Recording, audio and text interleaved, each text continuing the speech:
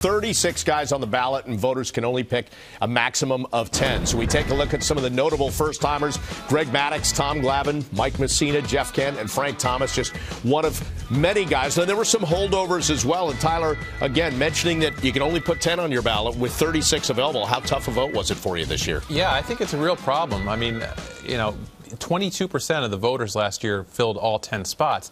Only Dale Murphy really dropped off that list. So you figure 22% are going to have all 10 of those guys who they still think are Hall of Famers, plus guys like in that graphic, Glavine and Maddux and Messina and Kent and Frank Thomas.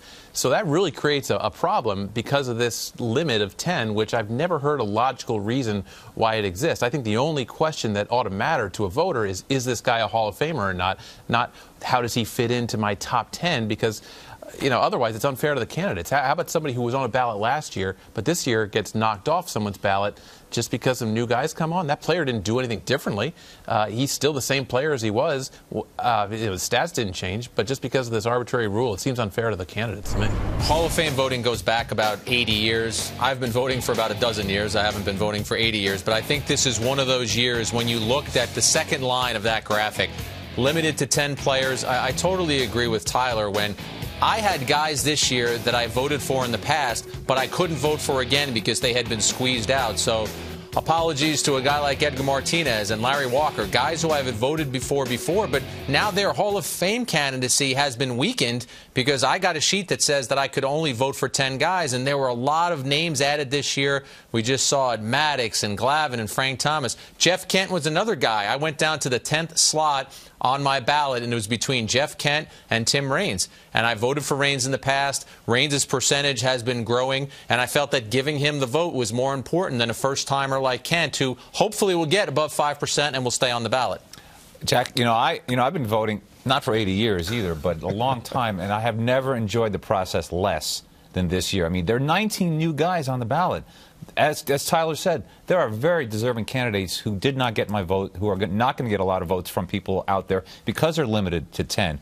And then, like I said, I agonized over my ballot. I can't say it was a perfect ballot. There's people who deserve my vote but didn't get it. I'm hoping by next year we'll have a better system, at least one that's more fair. Well, now let me throw another hook into this. There are guys that are going to be real notable guys that are going to be on their last year on the ballot. So you throw in the new guys that could block some of those guys, Tyler, you're talking about. And then last year, now you might say Jack Morris, well, I'll vote for him in the 15th year. But now you have so many good candidates, you don't do that, and he doesn't get into the Hall of Fame. Again, players like Morris, Mattingly, Trammell, and Smith, guys like that could be penalized because of that.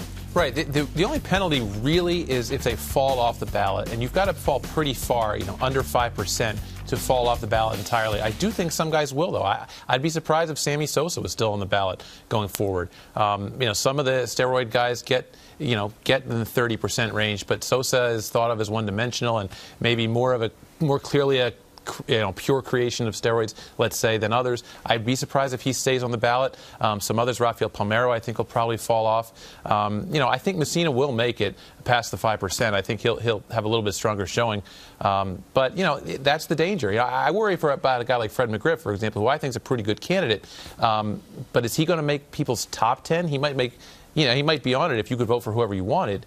But will he survive the 5%? This guy had 493 home runs, pretty good on base percentage, compares pretty well to the McCubbys and Murrays. He might not make it, and that I think he deserves more consideration. The guy that I think really gets hurt is Jack Morris, because I think you're right, Bob. In a leaner year, in a ballot where you didn't have so many players packed together, I do think for the 15th year, there might have been some people who, I'm going to take a closer look at Morris. And I'm not saying it's a sympathy vote. Jack Morris had a tremendous career, but I think he's got a better chance. It's just natural to say when it's a leaner ballot. When it's a packed ballot and there's someone who, because of who they think had a better career, is deciding for those 8, 9, and 10 slots, and it might be a Schilling and it might be a Messina, and they might just say, well, I'm picking these guys over Jack Morris.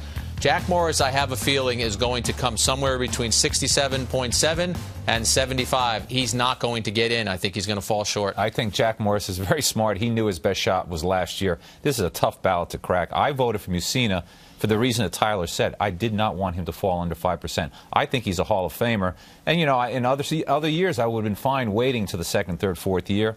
I don't think he's necessarily a first ballot guy, but I thought it was important to get him on the ballot because I was afraid of that 5% threshold. Yeah, that reinforces Tyler's argument. Again, that's not the kind of thing that these candidates should be voted on. It should just be, is he a Hall of Famer or not?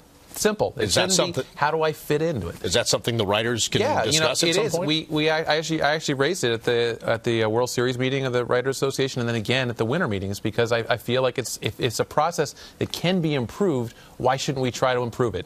And finally, we were able to establish a committee where 7 or 8 writers will come up with some recommendations specifically on the rule of 10, but also maybe some other topics, just to see if the process can be better. I think people put a really high standard to this ballot, which is good. I don't think people care nearly as much about, let's say, the Academy Award, voting process, or the Heisman Trophy voting process. Those might be flawed too. We don't hear about it. People really care about this vote, and it's up to us, I think, in the Hall of Fame also, which asks us to vote, to see if we can make it better. And I think a good way to start would be to eliminate that rule, which I still haven't heard a good reason for, and then maybe see if we can, make some other improvements, maybe with the voting body itself. But I think certainly trusting the voters to vote for whoever they want to vote for is an obvious way to start making it better.